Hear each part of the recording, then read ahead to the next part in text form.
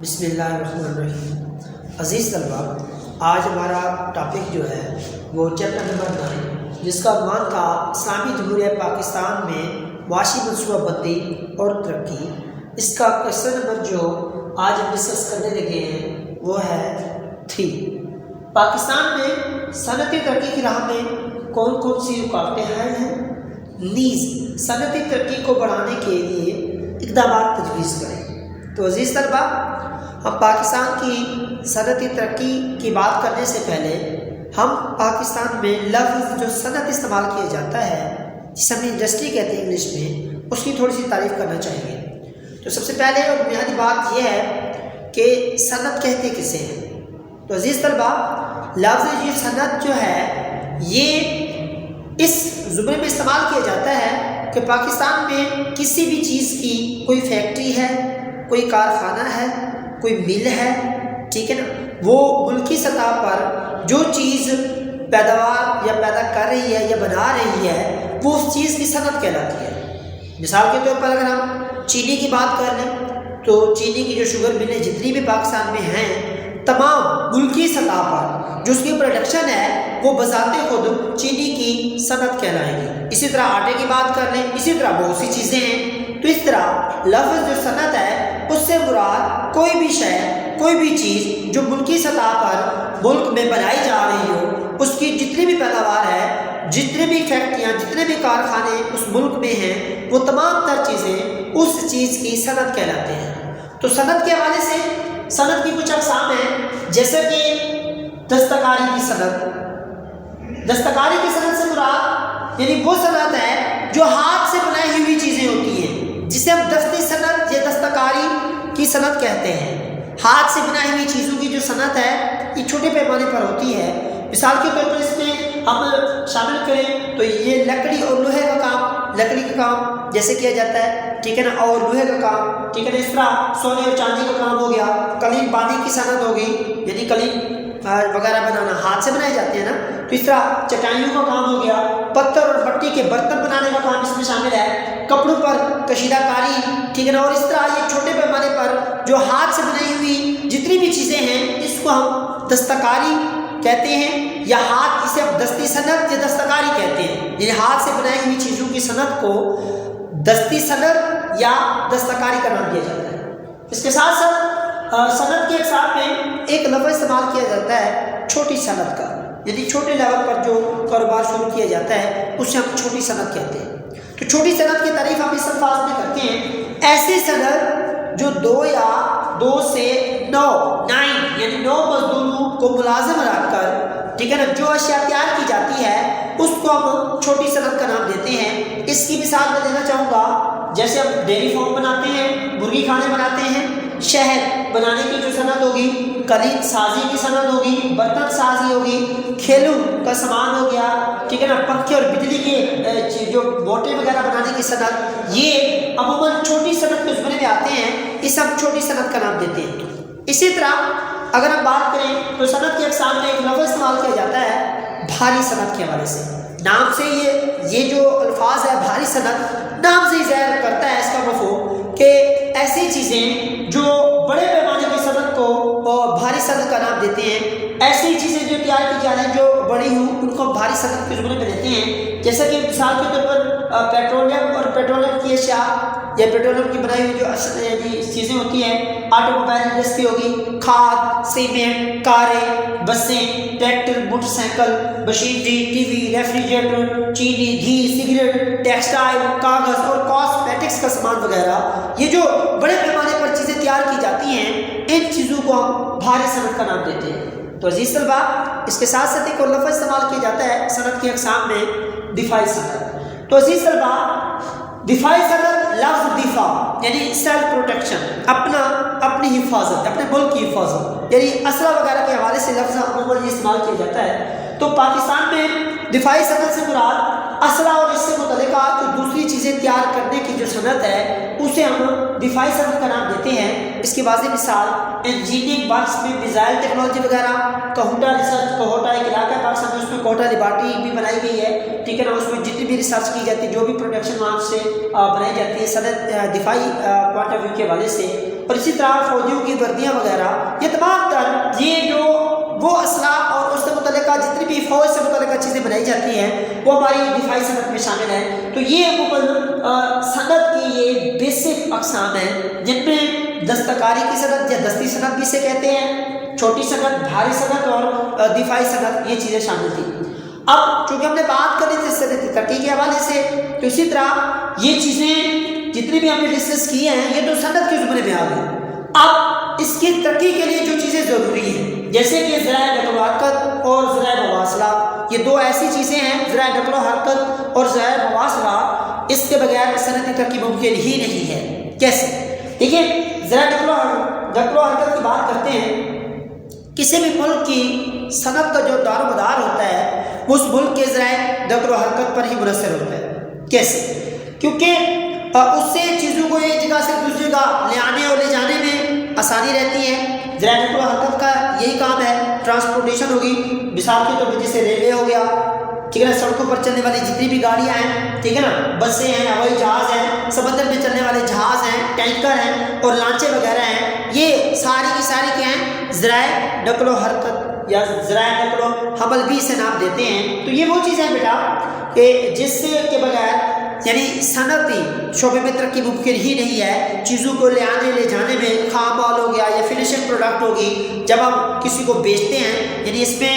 جو import export ہے، definitely بات ہے ذرائع نقل و حرکت کے بغیر ممکن ہی نہیں ہے۔ تو اس طرح صنعت میں، انڈسٹری میں ترقی کا جو سب سے مین سورس ہے وہ یہ ذرائع نقل و حرکت ہی ہے۔ اس کے بعد دوسرا پوائنٹ ذرائع مواصلات، telecommunication, sources of demand, telecommunication. تو ڈیئر اسٹوڈنٹ، جب ہم بات ذرائع مواصلات کی کرتے ہیں، ذرائع مواصلات کے بغیر بھی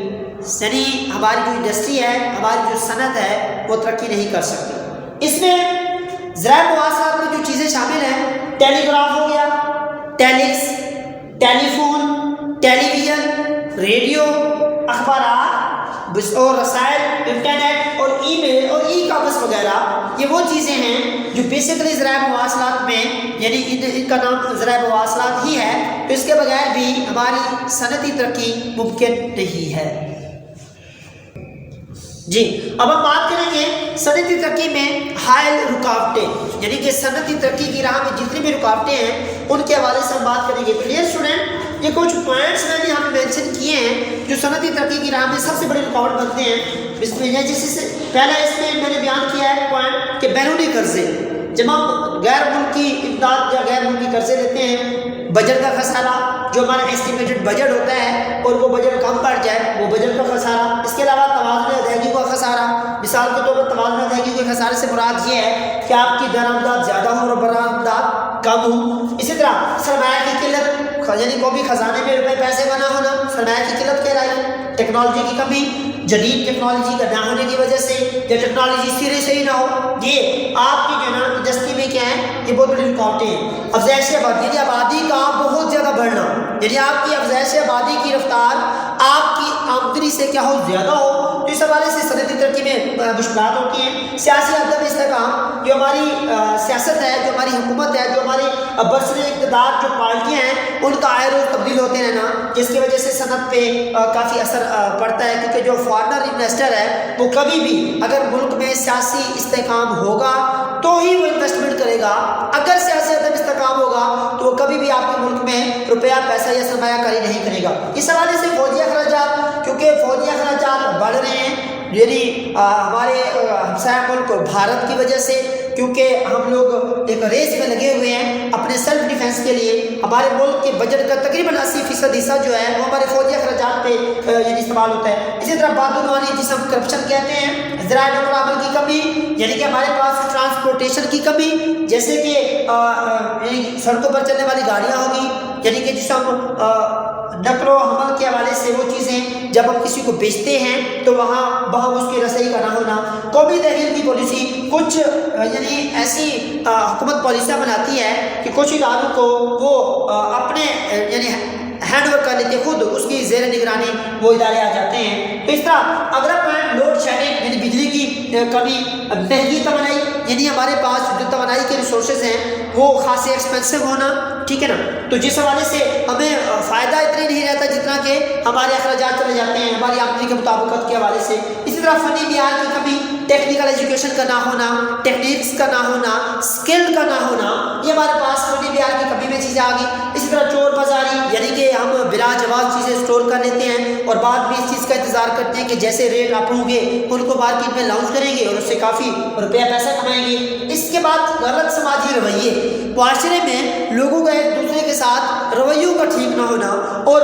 یہ اس کے ساتھ قانون کی بالادستی کا نہ ہونا، قانون پر سیدھے کے سے عمل درآمد نہ ہونا، تعلیم کے معیار کا کم ہونا، یعنی جسے ہم ایجوکیشن کے حوالے سے بات کرتے ہیں، تعلیم کے حوالے سے بات کرتے ہیں تو اس کو یعنی امپورٹنس ہی نہ دینا. منڈیوں کا وسیع نہ ہونا، یعنی کہ چیزوں کی جو رسائی ہے وہاں پہ ایک لمیٹڈ ایریاز تک محدود ہو کے رہ جانا. یعنی ایک منڈی ہے اس کو انٹرنیشنل فورم پہ یا چیزوں کی فروخت کے حوالے سے ٹھیک ہے نا اس کو وسیع پیمانے پر لانے جانے کی وجہ سے بھی صنعتی ترقی کی حال میں یہ بہت بڑی رکاوٹ ہے. بجلی کا بحران، یعنی بجلی کا بعض دفعہ یعنی صنعتی ترقی کے حوالے سے